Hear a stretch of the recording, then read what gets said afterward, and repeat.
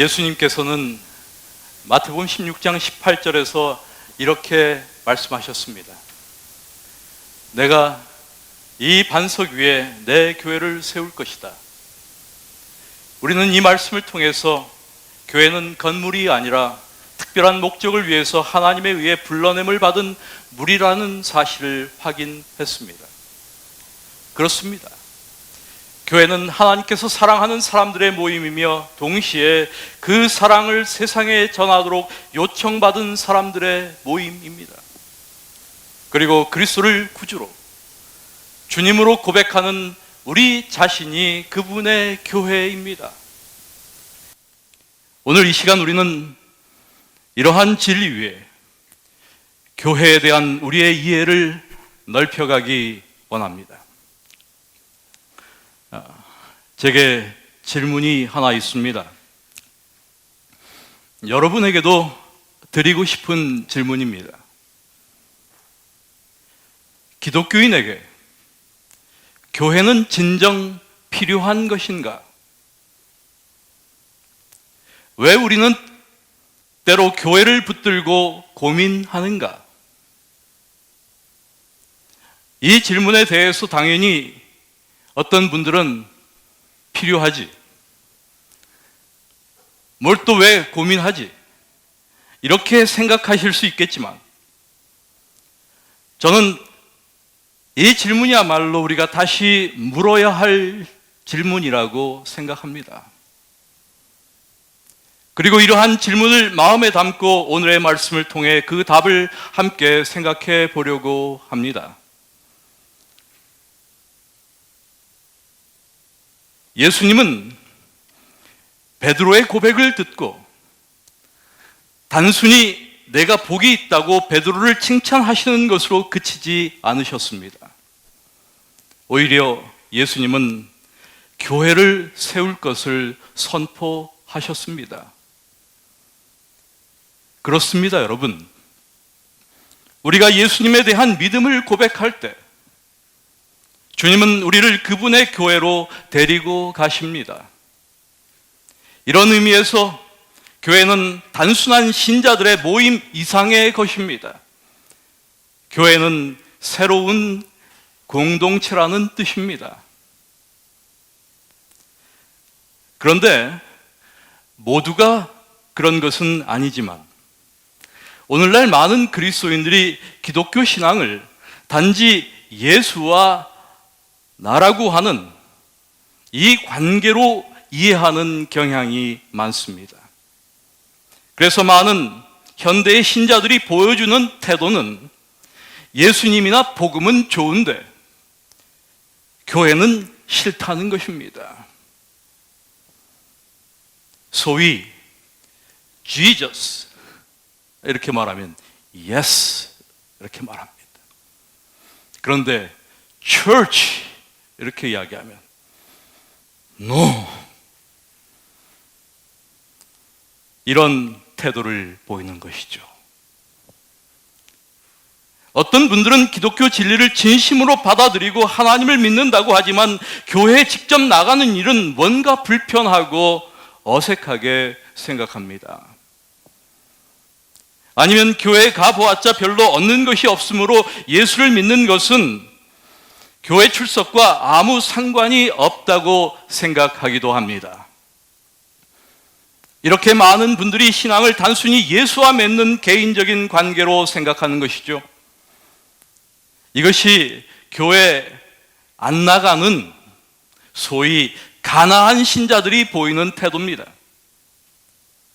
그들은 교회에서 사랑과 존중을 경험하기보다는 아픔과 실망을 경험합니다. 때로는 너무 큰 상처를 받고 교회를 떠나기도 하는 것입니다. 여러분, 이것이 이 시대에 우리가 교회를 고민하는 이유이기도 합니다. 예수님을 영접하라. 그러면 구원을 받을 것이다. 이것은 복음주의자들에게서 많이 듣는 말입니다. 그리고 틀린 말이 아닙니다. 그러나 애석하게도 이 말에는 부족한 것이 있어요. 믿음으로 구원을 얻지만 기독교는 결코 예수님과의 단순한 개인적인 교제로 끝나는 것이 아니기 때문입니다. 정신의학자이며 기독교 상담가인 폴 트루니에는 이런 이야기를 했습니다. 이 세상에는 혼자서는 할 수 없는 것이 둘 있다. 하나는 결혼이고 또 하나는 그리스도인이 되는 것이다. 다시 말해서 혼자서 그리스도인으로 살아갈 수 없다는 뜻입니다. 그렇습니다, 여러분. 기독교란 철학이나 내향성만을 추구하는 종교가 아닙니다. 전적으로 공동체라는 기반 위에 서 있는 것이 기독교입니다. 우리가 때로 교회를 고민하지만 교회를 포기할 수 없는 이유가 바로 여기에 있습니다. 그것은 교회는 내가 간절히 원하는 뭔가를 가지고 있기 때문입니다. 여러분, 혹시 교회를 떠나보신 적이 있으십니까? 분명한 것은 잠시 교회를 떠나 있을 때면 고통받는 쪽은 언제나 자신입니다. 우리는 이것을 경험적으로 알고 있습니다. 교회에 대한 실망보다 더 내 믿음에 장애가 되는 것이 없을지라도 우리는 교회 없는 생활을 생각할 수 없습니다. 그러므로 여러분, 교회를 떠날 생각을 갖지 마십시오. 그런데 사실 일반적으로 교회에서 담임 목사를 힘들게 하는 좋은 방법이 하나 있어요. 이런 것을 제가 알려드려도 되나? 좀 염려가 되지만 그것은 교회에 안 오는 것입니다. 그런데 이 방식은 말이죠, 교회가 작을수록 효과가 있어요. 그래서 어떤 분들은 담임 목사에게 나 가나안 들어갑니다, 이렇게 하면서 안 나가 신자가 되어 목회자를 어렵게 합니다. 또 어떤 분들은 신자들 가운데 어떤 사람과 관계가 틀어져 그 사람 보기 싫어 가나안 신자가 되기도 합니다. 여러분, 그런데 그러지 마십시오. 담임 목사가 힘들어하는 것은 맞는데 정작 더 힘들 사람은 자기 자신입니다. 그것은 매우 위험한 방법이기도 합니다. 왜냐하면 아주 흘러 떠내려가 생명을 잃을 수 있기 때문입니다. 그러므로 문제 해결은 언제나 교회 안에서 해야 합니다. 고운정이든 미운정이든 교회 안에서 여러분 정이 드는 것입니다. 이것이 해결되지 않고서는 우리가 주님을 배울 수가 없습니다. 성경에 따르면 기독교는 하나의 공동체를 의미합니다. 그래서 우리는 교회를 서로 다른 지체와 기능을 가진 몸, 구속함을 받은 자들의 공동체, 거룩한 나라, 왕같은 제사장이라고 부르는 것입니다. 칼 헨리는 교회를 하나님 백성들의 새로운 사회, 거듭난 사람들의 새로운 사회라고 정의합니다. 그렇습니다, 여러분. 교회는 공공시설도 사교 클럽도 우연한 만남이 이루어지는 장소도 아닙니다. 안식일 예배를 드리기 위하여 모이는 장소도 아닙니다. 교회란 앞으로 도래할 하나님 나라의 증거로서 잃어버린 세상을 구원하기 위하여 창조된 하나님의 새로운 사회입니다. 하나님 백성들의 새로운 사회, 거듭난 사람들의 새로운 사회, 이것이 교회입니다. 그래서 그리스도를 따를 때 우리는 그분의 교회의 일원이 되는 것입니다. 그분이 불러내신 백성의 일원이 되는 것이죠.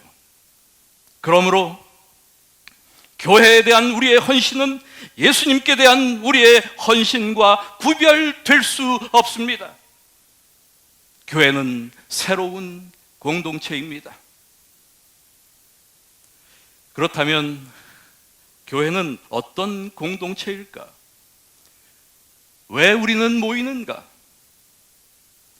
교회는 즐거움을 주기 위해서, 혹은 약한 자를 격려하기 위해서, 혹은 자긍심을 심어주기 위해서, 혹은 교제를 장려하기 위해서 존재하는 것이 아닙니다. 교회는 무엇보다도 하나님을 예배하기 위하여 존재합니다. 이런 의미에서 교회는 예배 공동체입니다. 여러분, 오늘도 하나님은 신령과 진정으로 예배하는 자들을 찾으십니다. 우리가 이 점에 미치지 못한다면 교회는 그 무엇에도 미치지 못하는 것입니다. 키에르 케고르라고 하는 사람이 이런 이야기를 했습니다.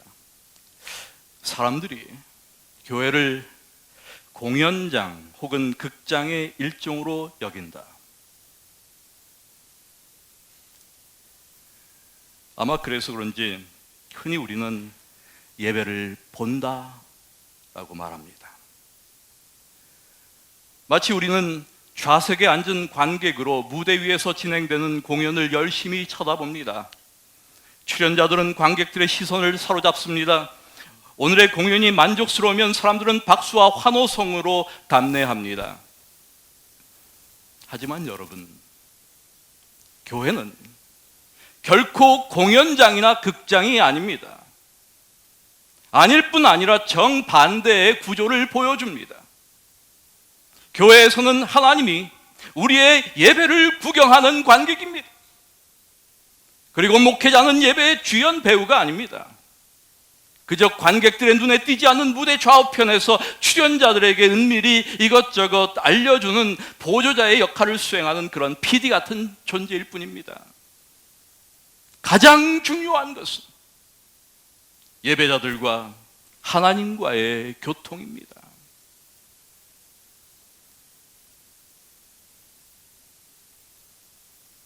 그리고 이것은 회중들의 마음에서 일어납니다. 여러분, 오늘 우리가 모두 기억해야 할 것이 있어요. 우리는 관객이 아니라 출연자임을 기억해야 합니다. 우리 예배자들이 배웁니다. 이런 의미에서 예배는 드리는 것입니다. 그러므로 우리는 오늘 내가 예배에서 무엇을 얻었나라는 생각을 하며 교회 문을 나서서는 안 됩니다. 그보다 이렇게 자문해야 합니다. 나의 예배로 오늘 하나님께서 기뻐하셨을까? 오늘 내가 드리는 이 예배를 통하여 하나님께서 영광을 받으셨을까? 여러분, 이제 우리의 시선의 변화가 필요합니다. 우리는 강대상 넘어 하나님을 향하여 나의 시선을 고정시켜야 합니다. 우리의 예배를 보시는 가장 중요한 관객, 그분은 하나님이십니다.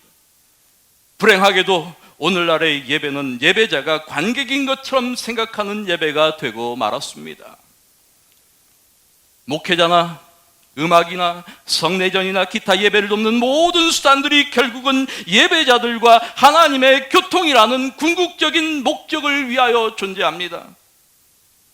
하나님과의 만남이 예배의 목적입니다. 사랑하는 여러분, 의를 보시기 바랍니다. 우리의 예배를 지켜보시는 하나님, 거룩한 영으로 임재하시는 그 하나님, 하나님의 거룩한 임재를 경험하는 이 초월적 경험이 우리의 예배의 체험이 되어야 하지 않을까? 그때 비로소 이 예배는 일상의 삶으로 확대 경험되어집니다. 하나님 앞에서 살아가는 삶의 예배가 이루어지는 것이죠. 코람데오의 예배, 하나님이 지켜보신다, 이런 의식 속에서 참된 경건과 거룩한 두려움이 우리의 삶을 감쌉니다. 모든 사람과 사이좋게 지내며 거룩한 생활을 열심히 추구해 나갑니다. 하나님을 더 닮고 싶은 열정이 우리의 삶을 주도합니다. 이것이 없이는 여러분, 우리가 주님을 뵐 수 없기 때문입니다. 그래서 바울은 이렇게 권면합니다. 모든 사람으로 더불어 화평함과 거룩함을 쫓으라. 이것이 없이는 아무도 주를 보지 못하리라. 오늘 우리는 이 엄숙한 사도의 권면을 마음에 담아야 합니다. 거룩한 영으로 임재하시는 하나님의 은총으로 우리 안에 있는 불목의 문제, 이 갈등, 이 불편한 동거, 이런 삶의 현실들이 관용과 용서, 이해와 용납으로 보듬어져 화목의 꽃이 피기를 기도드리는 것입니다. 베드로와 예수님이 주고받은 대화의 나머지 부분을 올바로 이해하게 될 때 우리는 이 새로운 사회의 본질에 대한 참으로 엄청난 진리를 마주하게 됩니다. 곧 주님이 자신의 피로 사실 만큼 교회가 그분께 소중한 존재라는 진리입니다.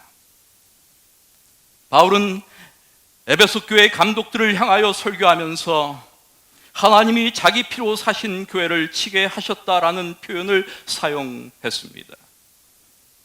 하나님이 자기 피로 사신 교회. 우리는 교회가 하나님께 얼마나 소중한 것인지를 이 말씀을 통해 확인하는 것입니다. 그래서 엘렌 화이트는 사도행적 12쪽에서 이런 이야기를 합니다. 비록 약하고 결함이 있어 보이나 교회는 하나님께서 특별한 의미에 있어서 당신의 최고의 관심을 쏟으시는 대상이다. 그러므로 여러분, 교회는 하나님께 속해 있습니다. 그런데 사실 우리는 목사나 장로 혹은 집사들이 내 교회 혹은 우리 교회라고 말하는 것을 흔하게 듣습니다. 애석하게도 그들은 진정 그렇게 믿고 있습니다. 오래전 제가 합회 총회에 참석한 적이 있었습니다. 총회 경영위원회 시간이었습니다. 한 장로님이 총회 대표들 앞에서 발언을 하는 기회가 있었습니다. 이분이 모든 총회 대표자들 앞에서 이런 이야기를 하는 것입니다. 교회에 대한 이런저런 이야기를 하다가 이분이 이렇게 말했습니다. 교회에서 목회자는 다 나그네입니다. 장로들이 교회의 주인입니다.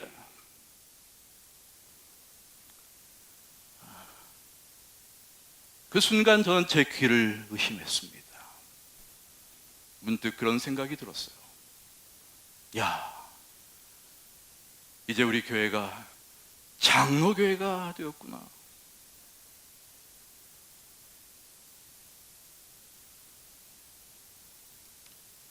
여러분, 교인들 간의 불화중 대부분은 정확하게 이 지점에서 일어납니다. 즉, 누가 교회를 소유하고 있는가?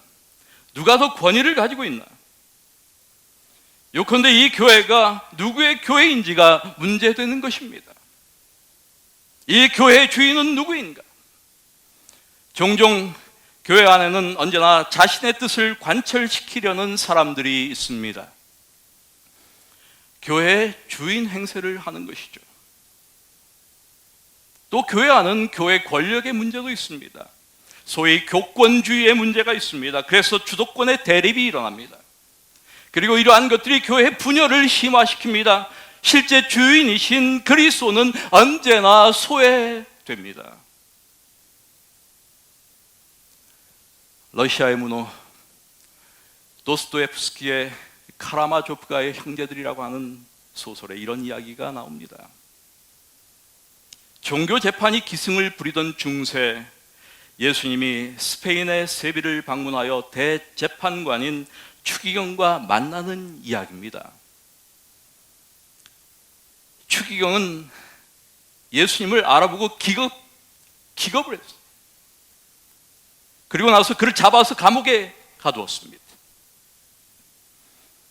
그리고 처형하려다가 어두운 밤에 풀어주면서 이 추기경은 이 예수께 이렇게 이야기했습니다. 다시는 교회를 찾아오지 말라.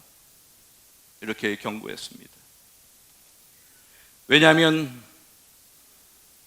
이제 이미 인간들의 체제로 안정된 교회인데 예수님이 개입하면 대혼란을 야기하기 때문이라는 것입니다. 오늘날의 교회가 이렇게 돼가는 것이 아닐까. 여러분, 우리는 그리스도의 교회의 주권을 반환해야 합니다. 그분의 충성된 손발이 되어 섬기는 공동체로 변화되어야 합니다. 나는 바울파다, 나는 아볼로파다, 나는 베드로파야, 그리고 나는 그리스도파다라고 하면서 이리저리 편을 가르는 모든 분열이 사라지고 오직 그리스도께 속한 자들이 되어야 합니다. 교회가 자신의 손 안에 있다고 생각하는 것은 얼마나 어리석은 생각일까? 예수의 제자를 양육하고 사람들을 거룩하게 하며 인류를 구속하기 위한 도구인 교회가 자신의 손 안에 있다고 생각하는 것은 얼마나 어리석은 생각입니까? 내가 내 교회를 세우리라고 예수님은 말씀하셨습니다. 그리스도의 교회입니다. 이 땅의 모든 교회는 이 명백한 말씀을 그 입구에 반드시 붙여 놓아야 할 것입니다. 이제 이런 그리스도의 교회는 반드시 승리할 것입니다. 예수님은 음부의 권세가 이기지 못하리라고 하는 약속과 함께 부르심을 입은 사람들의 새로운 공동체가 하나님의 주권적 역사에 의해 궁극적으로 죄와 악의 권세들을 이기리라는 확신을 주셨습니다. 그러나 여러분, 이 승리에 대한 약속은 우리에게 위임된 사명이기도 합니다. 우리는 뒷전에 앉아 궁극적인 승리를 기다리기만 해서는 안 됩니다. 이 약속은 하나님의 백성들이 거룩한 백성이며 현세에서 담대히 악을 대적한다는 말입니다. 정의와 의를 실천하라고 하는 절대 주권자 하나님의 부르심입니다. 그리스도인의 삶이란 무엇인가? 성경에는 그리스도인 삶을 싸움으로 묘사하는 풍부한 상징적 언어가 있습니다. 군사, 원수, 대적, 방패, 투구, 검, 이런 언어들을 통하여 성경은 그리스도인의 삶을 싸움으로 묘사합니다. 그리고 그 싸움은 혈과 육에 대한 것이 아닙니다. 사람과의 싸움이 아니라는 말입니다. 그것은 정사와 권세, 어두움의 세상 주관자들과 하늘에 있는 악의 영들에 대한 싸움이다. 그렇습니다. 하나님의 백성들이 이 소명을 바르게 이해할 때 교회는 비로소 교회다울 수 있습니다. 계시록 12장 17절의 말씀에 기초하고 있는 중요한 재림교회 신앙 정신 중 하나 역시 이 사실을 나타내 줍니다. 용이 여자에게 분노하여 돌아가서 그 여자의 남은 자손 곧 하나님의 계명을 지키며 예수의 증거를 가진 자들로 더불어 싸우려고 바다 모래 위에 섰더라. 이것은 마지막 때 계명의 중요성에 대한 인식뿐 아니라 세상 역사의 끝이 가까울 때 이러한 계명들에 대한 갈등이 일어날 것임을 의미합니다. 재림신앙의 선구자였던 조셉 베이츠는 이 말씀을 토대로 대쟁투 신학을 발전시켰습니다. 이러한 의미에서 대쟁투 정신은 매우 중요한 재림교회의 신앙 정신입니다. 재림교회의 독특하고 특별한 기별입니다. 성경의 많은 부분이 그리스도인의 삶과 진리에는 대립 관계가 있음을 보여줍니다. 거기에는 항상 긴장이 있습니다. 그리스도와 사단, 선과 악, 진리와 비진리, 참 교회와 거짓 교회 사이에 대쟁투의 긴장이 있다는 말입니다. 제가 기억하는 재림교회, 그 교회는 영적 싸움이 상존하는 실제하는 현장이었습니다. 소위 PK로 자란 저는 어려서부터 목회를 하시던 부모님들의 사역 속에서 그것을 보면서 자랐습니다. 여러분, 영적 싸움은 가상의 싸움이 아닙니다. 이것은 실제하는 싸움입니다. 어떤 분들은 영적 싸움의 실제를 전혀 알지 못하는 분들이 있어요. 마귀가 역사하고 있다고 하는 이 사실을 감지하지 못하는 것입니다. 그러나 대쟁투는 우리 그리스도인 삶에 피할 수 없는 실제적인 싸움입니다. 그래서 바울은 권고합니다. 믿음의 선한 싸움을 싸우라. 이를 위하여 내가 부르심을 받았다. 믿음의 선한 싸움, 이것은 세속적 투쟁의 개념이 아닙니다. 이것은 양심과 영혼의 싸움입니다. 복음의 싸움, 진리의 싸움입니다. 우리는 이 싸움을 어떻게 싸우는가? 사랑으로 싸우는 싸움이에요. 고난으로 싸우는 싸움입니다. 산상수훈의 말씀을 실천함으로 싸우는 싸움입니다.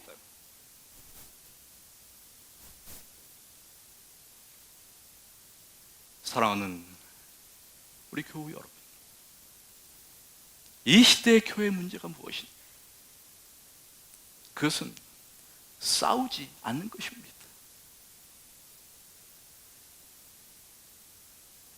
악과의 싸움을 포기한 교회, 이것이 이 시대의 교회 문제입니다. 어느 기독교 TV 프로의 메시지 가운데 이러한 내용을 본 적이 있습니다. 당신은 완전한 평화와 희열, 행복과 번영을 소유할 수 있다. 하나님께서는 아무도 고통받는 것을 원치 않으시기에 단지 간구하기만 하면 주신다. 구하라. 그러면 풍성히 받을 것이다. 그렇다. 풍성하고도 풍성하게 하나님은 주신다. 이것이 번영신학에 물든 현대 교회의 메시지입니다. 결국 세속적 물질주의적 기대만이 교회 안에 넘치게 되었습니다. 번영신학과 기복신앙으로 물든 현대 교회, 소비자 취향에 맞추는 교회, 신자들을 즐겁게 해주는 교회, 기분이 좋아지는 종교, 성령께서 역사하는 교회보다는 오늘날 신자들은 재미있는 교회를 추구합니다. 여러분, 재림교회도 예외가 아닙니다. 교회 안에서 재림교회 신앙 정신이 점점 퇴조합니다. 대쟁투 정신의 실종을 경험합니다. 말씀대로 살고자 하는 정신, 신념을 지키는 정신, 정직히 행하고자 하는 정신이 실종된 것입니다. 긴장이 없는 신앙, 편안한 종교를 추구하는 것, 결국 이것은 재림교회 다움의 상실로 이어집니다. 우리 안에는 신앙적 위기가 찾아오고 정체성의 상실을 가져옵니다.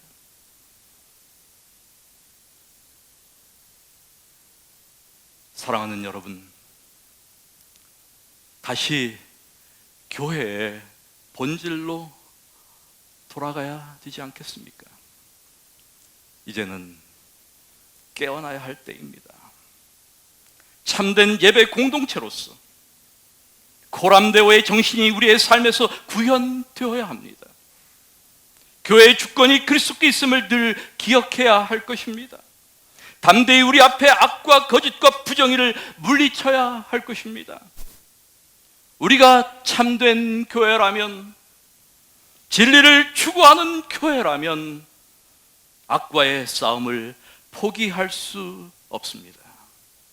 교회는 반드시 승리할 것입니다. 음부의 권세가 이기지 못할 것입니다. 하나님의 은총이 비록 약하고 결함이 있어 보이나 하나님께서 최고의 관심을 쏟으시는 대상인 교회인 우리 모두에게 늘 함께 하시기를 이 시간 기도드립니다. 말씀을 마칩니다. 은혜로우신 아버지 하나님, 우리에게 베푸신 주님의 은총을 감사하며 하나님 앞에 우리의 헌신의 뜻을 담은 예물을 드렸사오니 모든 성도들의 마음을 아시는 주님께서 주님의 뜻대로 그 필요를 채워주시기를 기도합니다. 특별히 우크라이나의 재림교회와 성도들을 돕기 위하여 특별 헌금을 작정하고 드리신 모든 분들의 사랑이 고통 중에 있는 교회와 성도들에게 조금이라도 도움이 되게 하옵시며 모든 예물이 주님께서 원하시는 곳에 적절하게 사용되게 하옵소서.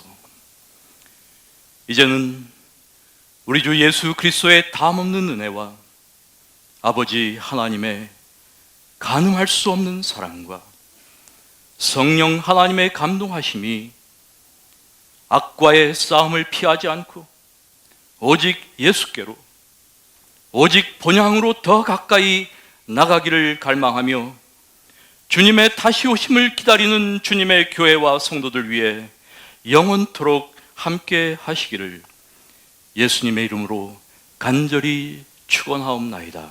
아멘.